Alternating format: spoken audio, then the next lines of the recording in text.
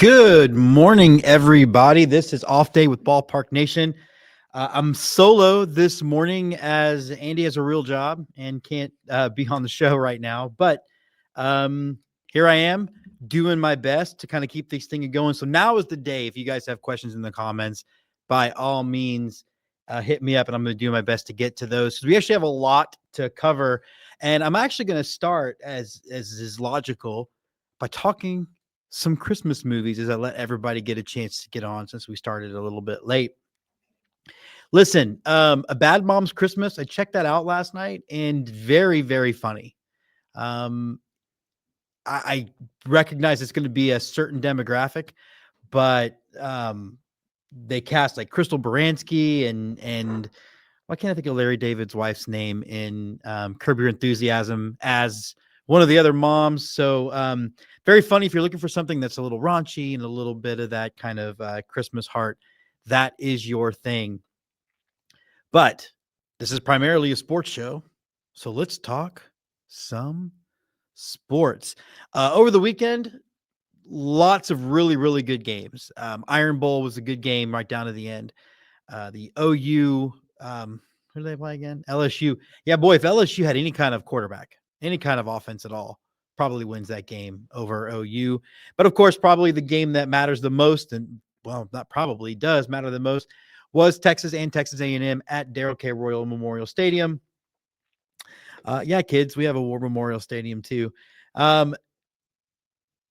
Texas victorious 27-17. Down 10-3 at the half. I wasn't feeling very confident, and it kind of epitomized the frustrations of this Longhorn football team this year, where they've been a little bit all over the place because the second half Longhorns in that game looked and felt a lot like the Longhorns against OU. They won that second half 24-7. Look at me do the math in my head like that. Film school, bitches. Yeah, they won the second half 24-7. So that was a pretty dominant performance. And if you had just seen any of that level of dominant performance, we wouldn't be having this stupid conversation we're having now about whether or not the Longhorns should be in the playoff. We'll get to that in a minute, though. But, you know, it definitely looked like going into halftime, you felt like A&M was going to come out and break it open in the second half. And instead, Texas is the one who took control, which is not something, again, we've seen all year. But if that's the kind of the growth and maturation we've seen of this team, I mean, just go back to we're not that far removed from the Athletic having that article where they said that Texas, that Arch Manning was going to be the biggest bust in the history of college football. And instead, he's actually been very, very good these last 5 weeks. As we said on the show on Monday before Thanksgiving, that Arch Manning, even against Georgia, had a very good game as far as opportunity. He had a lot of balls that were dropped, but he'd been over 300 yards and a bunch of other games coming forward. He really only got to 179 yards passing against A&M, but that was just a much better and more compressed defense. But the point is, it's a much more composed player than what we saw at the beginning of the season. It's almost as if it's unfair to expect Arch Manning to have stepped into the starting role and competed while the rest of his supporting cast was also new. It's almost as if that's not something you should have expected people to be able to do. And this growth process, one, should be very encouraging to Texas fans. And again, frustrating because we're going to talk about the playoffs in a minute, but at the end of the day, this team shouldn't have lost to Florida. It shouldn't have. And ultimately, that's going to be what keeps Texas out, whether you lost to Florida. Like, we can talk all about the other things, and it's the kind of situation, in my opinion, where both things can be true at the same time. That scheduling Ohio State has hurt Texas and losing to Florida has hurt Texas. So we'll get into that in a second. But it was nice to see the running game. It feels like going back to, I guess it was Mississippi State when Sark reshuffled the offensive line. March Manning's been pretty clean for the entirety of since he's made those changes. And so it's very, very encouraging from if we're already looking down the road to next year, what this team can look like if in fact the season is effectively over for the Longhorns. They'll obviously get a bowl game, but they avoided 8-4, which for me was important. So we didn't have to listen to those jokes for 9 months, 8 months, whatever it is. But it just seemed like in the second half, the Longhorns came out, they made plays. They absolutely, I think, took a step forward and gave really what was a dominant second half performance. And if you have to look for things like moral victories and all of this, at the end of the day, they're probably not making the playoffs, but they went 9-3 and handily beat the 3 teams on the calendar that we would consider rivals. Obviously OU, Texas A&M, and Arkansas. So if you're looking for consolations, that's at least a decent one to have. They should get a pretty decent bowl game, I would think. And we'll talk a little bit about that. From the A&M perspective, it's weird because Andy and I both said on the show that there's a world where not winning this game probably a good thing for A&M. And I still believe that. I mean, I don't think and we're going to talk a lot about fan reaction today because it's been a little bit ridiculous, but I don't think that there's any situation where the Aggie football team, where Coach Mike Elko or Aggie fans didn't want to win that game. So pretending like you didn't want to win it right now is disingenuous, but it does nothing to unrail the ultimate goal of the season. And I believe helps it get there. Now, there's a couple of things at play.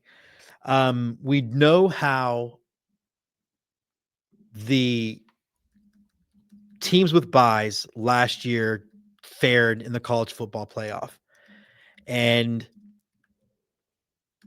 they all lost. Now, part of that is because, for example, there's no way that Arizona State should have been seeded over. No way Arizona State should have been seeded over Texas. Okay. They were, because they were giving the top seeds to the conference champions. We're not doing that anymore. They are doing now, the top 4 teams are going to get the buys, and then based on ranking, not based on who won a conference or who didn't. So that's one thing. So I don't know that you can really make a straight analogy to that situation like what we dealt with last year. Okay. Ohio State was always going to beat Oregon. But also, I mean, Boise State, there's no universe where a team like Boise State should have had a bye. So to say, all the teams with buys lost, really the only one that felt at all like an upset, if you go back and really look at it, was Notre Dame beating Georgia. So I don't know that the whole skipping the bye thing is really going to pan out the same way this year, because the committee has fixed its mistake. But you're still not going to have to play that extra game. And I'll say a lot of things about Texas A&M, a lot of them complimentary, a lot of them not complimentary, about kind of the mythos behind the Aggies. College Station is an amazing and electric environment to play football in, and that's going to be a crazy playoff game. Whoever ends up going, that's going to be a crazy playoff game. It's going to be a game A&M should win because they should be vastly higher seeded. I don't think there's a situation, and I know that some of my Aggie friends probably are dealing with a little of the battered Aggie syndrome thing. I don't see a situation where A&M is not hosting a playoff game. Now there's arguments to be made, I guess. I've seen some of the argument that I've seen floating around social media is, okay, well, you had one ranked win not one, but two, I guess. But your biggest win was against Notre Dame, who it took a dropped extra point and some weird stuff to win that game. We still won on the road. I don't think there's a situation where A&M hasn't shown enough to get to host a playoff game. And I just think that's how that goes. So I think it's a pretty good consolation prize for not going to the SEC championship game and winning it, of getting to play a weaker team at home in what will be a very crazy environment. Unless college football goes and screws it up and like doesn't make it a night game. But hey, college football people, we want it to be a night game. So let's make that happen. I will say one of the things I'm most proud about, as we move off the Longhorn Aggie game, was everything I've heard from both Longhorn fan and Aggie fan is that DKR was electric. And I love that because we have a reputation of being a little, maybe not as into the game as other fan bases. We're not as rabid. There's reasons for that are both cultural, and there's reasons for that are both logistical, I guess, because of the type of student that have been sort of letting in lately as our enrollment's gotten smaller. But it was really great to hear and see just how crazy the DKR was that night at the game.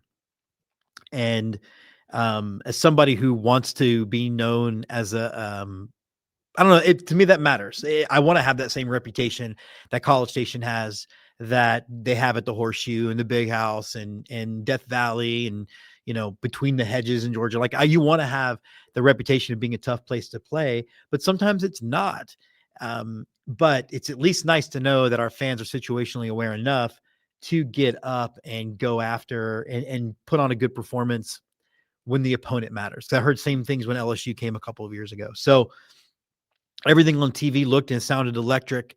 It clearly was a difficult place to play, and just pretty awesome to see that. So again, rounding out on A&M, I think they're going to be fine in the playoff.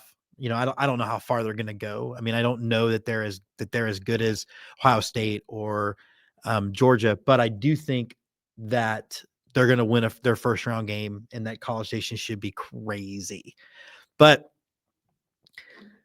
the thing that was crazy though about this game, and I'll be honest, like I didn't do any social media during the game.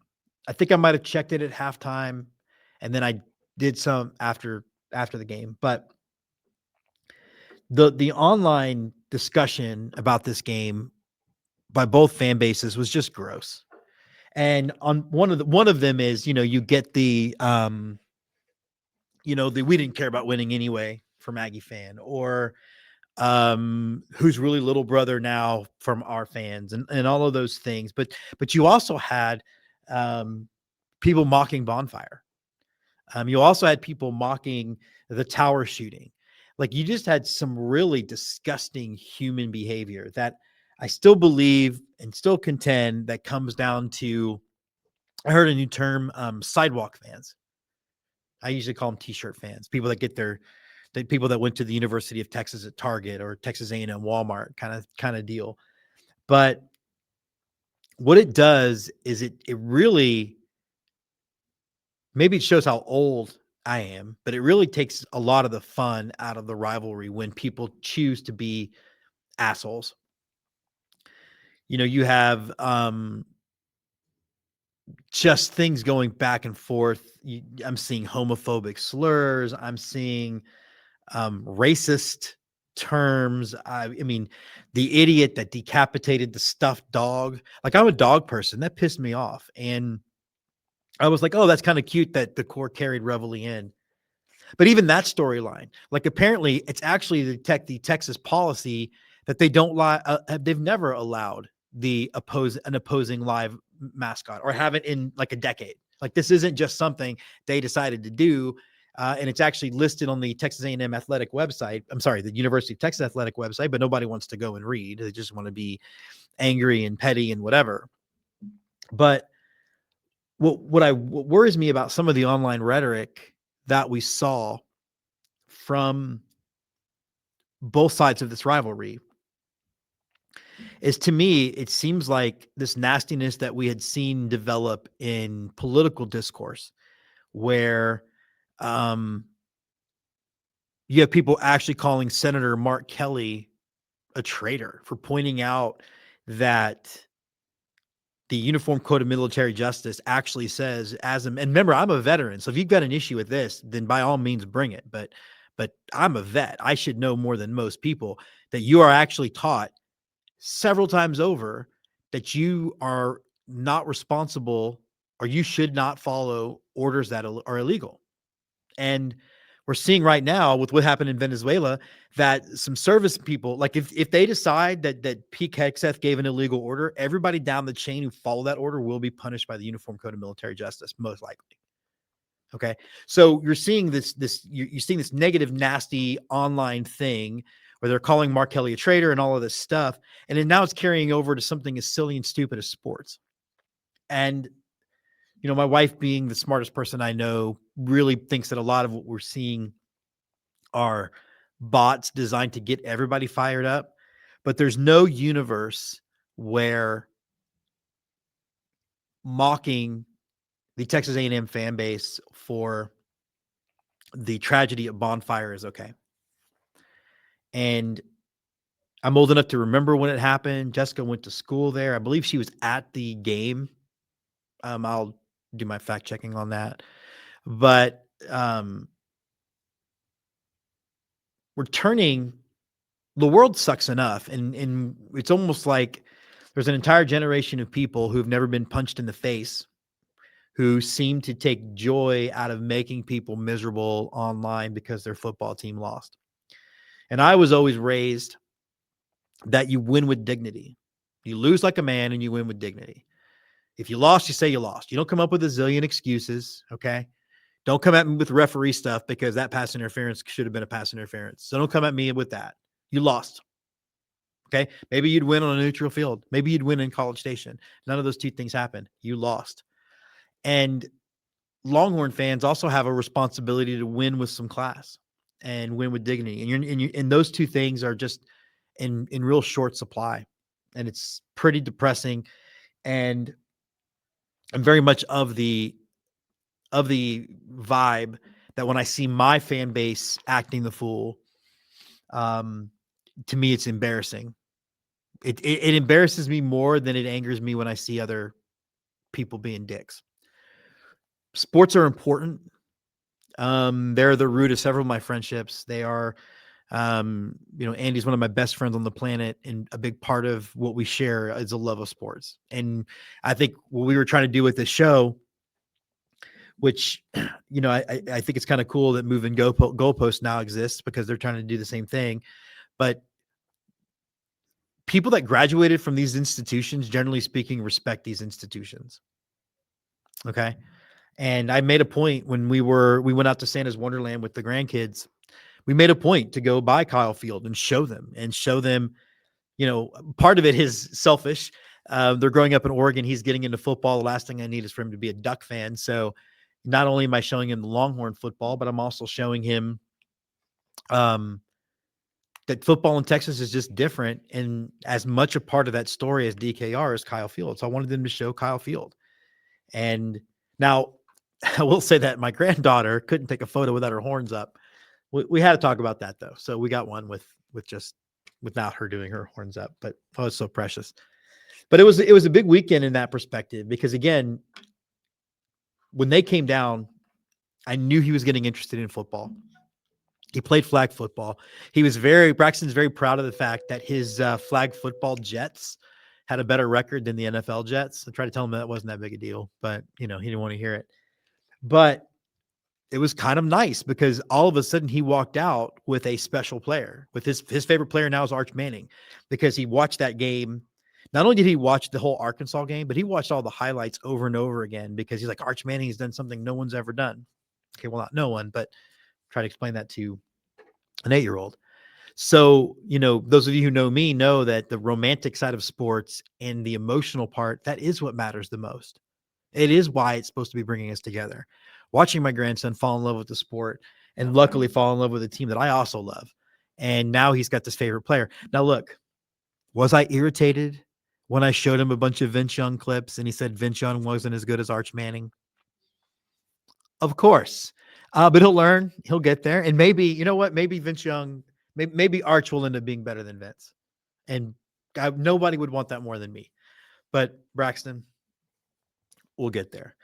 But yeah, it was a definite one of those really cool moments for me as a grandfather who, you know, we there's hope that they might move to Texas, but right now we live 2,000 miles away. And so there's only a couple of things that we can really have that connect us. And now the Longhorns are one of those things. The Astros are another one. Baseball is another one. So it was very, very cool to get to watch the game through his eyes. He does do a little celebrating too early. And my wife is very much a superstition kind of person. So we didn't let him start celebrating until the second interception. But he wanted to, the minute we went up by 3, he was like, yeah, well, a lot can happen. This is a good Aggie team. Let's hold on to it. So he had a great time. Longhorn fans had a great time. By all accounts, Aggie fans at the game had a great time outside of the result. But you know who's not having a great time? Fans of Ole Miss. But before you do that, Jessica did chime in. I was a junior at UT when the bonfire tragedy happened. We turned Hex Rally into a Cole School memorial service at the UT Tower because the two schools are tied by students who grew up together. That is the thing. I'm glad Jessica chimed in with that because that is the thing. Texas and OU hate each other differently because there's already a rivalry between the states. Okay. It's like Houston and Dallas hating each other, not just because of the Rangers and the Astros. It's because Dallas is part of Oklahoma. No. But the rivalry between the Longhorns and the Sooners is just different. To me, it's probably a lot more like Georgia, Florida. Like there's already just a cultural rivalry there. There's obviously cultural differences between A&M and Texas, but most of these guys played high school together. People grew up together. More families than not are split. My co-host's family is split. They have a Longhorn in the family and an Aggie. So it's what makes the online discourse so gross with mocking bonfire and whatnot is that the connection is there's the connection there. There's a connection. The two schools really are tied together. They work whether people want to admit it or not. And I love when Andy brings this up on the show. He always talks about the schools academically work together a lot. They do a lot of research together. It isn't what people want it to be that are online, who didn't attend the universities, who have probably never left mom's basement. It isn't that thing. And it isn't, again, it's not even as justifiably ugly as Texas and OU. I mean, think about this. If you spent more than enough time with me, you know that I think so highly of Texas A&M as an academic institution. I really do. And that's not hyperbole and it's not blowing smoke and whatever. Those of you who watch know that I'm a dog guy and know that my dogs matter the most. And the story of me demanding an Aggie vet when they sent me an Oklahoma State grad. Like, what the hell is that? It's like value shopping for a veterinarian or something. I don't have the same feelings for OU. I don't think they're a very good school. The booster reports that came out about like the Big Ten really wanting Texas, but not wanting OU and that kind of stuff. I've heard that more than one place. So those rivalries are different. And I know a couple of Sooners that I like. I know a lot of Aggies that I love. There's your major difference. Major difference. But we did talk about some fan bases being sad. And one of those fan bases that's pretty sad right now is the fan base for the Ole Miss Rebels. Lane Kiffin has taken his job. He is out. He is moving on to, I think as of this moment, the price of the contract is pretty, is still not being revealed. However, it does seem like he's about to get paid a buttload of money. But what I don't understand about Lane Kiffin is, and let me say this, I'm a capitalist. I think people should go after what they are worth financially. And if somebody's willing to pay you something to you, that is what you're worth. Anybody that's like, athletes aren't worth this money or coaches aren't worth that, well, they just don't understand the free market. They don't understand capitalism. And I guess moved to New York, politics. But look, I don't have a problem with Lane Kiffin chasing the bag. Okay. If the University of Texas called me tomorrow and said, we want you to come teach film, I would not leave mid-year, but hello, August. I would be a UT teacher. By the way, if you're listening, UT film, I'm in. But I have no issue with somebody that's chasing the money, but there's a way to do it. And I understand that that the media is always going to twist what's happening. We saw this with Schlossnagel. There were reports when Schlossnagel left A&M that he was unhappy. There were reports that there were issues with the A&M brass, and yeah, he ill spoke at a press conference, and then he looks the way he does. But Lane Kiffin holding the school hostage and then having the audacity to be pissy because of course Ole Miss is not going to let you keep coaching. In the world of college football, let's be honest, in many, many ways, what you can do next season and the season after that is more important than what you're doing in the season you're currently in because of NIL, because of base of turmoil and coaching in the coaching ranks, because again, players can leave. Of course, you're not going to sit in a locker room with players for another week, or as he wanted, another 6 weeks, when all you're doing is basically recruiting some of those players to jump ship and go to LSU. They might do it anyway. It's probably going to happen. You're already starting to see high school recruits reopen their recruitment. But of course, if you're the athletic department of Ole Miss, you're not going to sit there and let them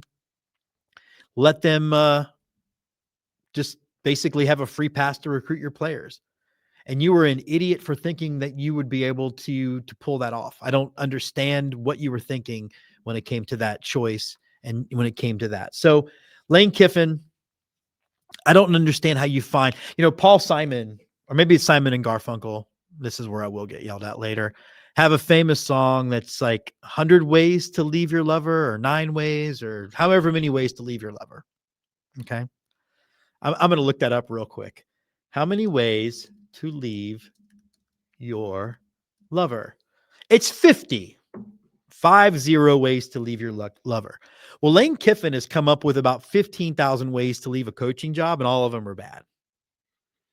Okay, there was the one time he just sort of left and then went and coached somewhere else. He was a Raiders coach for like a week. I mean, it's just the guy finds many, many ways to step on his dick and leave a bad taste in everybody's mouth when he walks out the door. And I guess Florida decided they weren't going to play this game. I am looking forward to laughing from afar at what could happen to LSU, because LSU, Andy and I have talked about a lot of the ripples of what could happen when Texas and OU join the SEC. And part of that, we always felt like OU would end up sliding into sort of a B-level status. And I still think they will. I still think that there's less incentive in some ways outside of NIL to go play at OU. With this situation with LSU and how toxic it's going to be with the governor apparently now making decisions for who is and who isn't going to be the coach. Good luck dealing with that mess, because I wouldn't want it. So, LSU, it's a blue blood of college football. They probably will bounce back, but I think it could be really, really rough and ugly for just a little bit. So that is going to be pretty hilarious to watch. But that wraps up our show today. Those of you who are out there that have watched the first 4 episodes of